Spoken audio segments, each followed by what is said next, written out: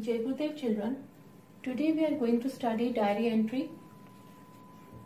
Though you have studied it in your classes, but still we are going to revise some important points which should be kept in mind while writing a diary.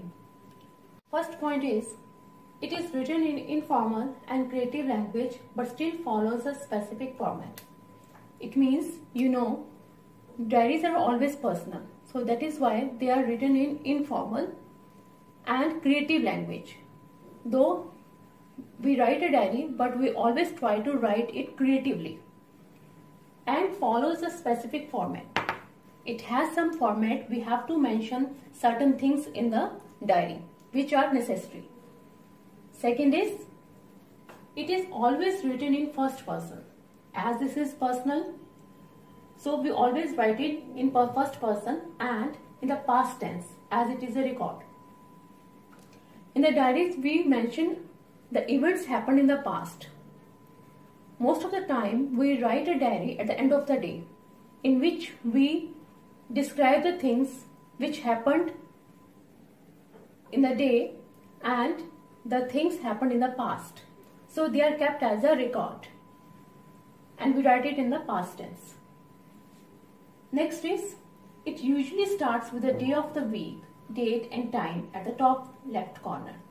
As I told you earlier, it has a specific format and there are certain things to be mentioned in the diary. So these certain things are day of the week. We have to mention the day of the week, date and time at the top left corner here. Next, this may be followed by a greeting similar to Dear Diary. In a letter, you write Dear friend, dear father, dear uncle. In the same way, when we write a diary, we mention Dear Diary. This is a greeting. We mention Dear Diary.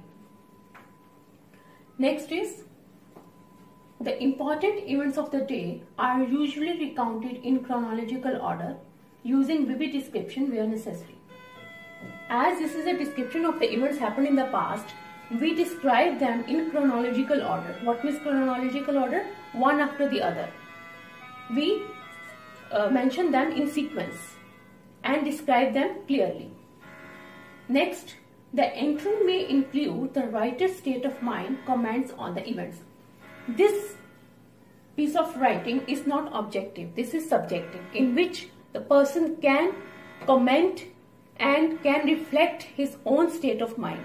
What is his view, what is his opinion on the issue, he can reflect in the diary. It ends with the writer writing his or her first name.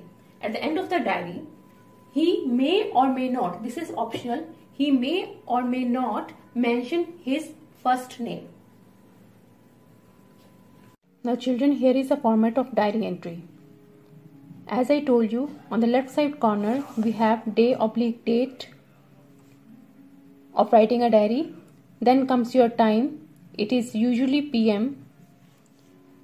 Greeting. Here we are going to write Dear Diary. Then comes your content. In the end, it is name, first name. I repeat, day/date, time, greeting, content and first name.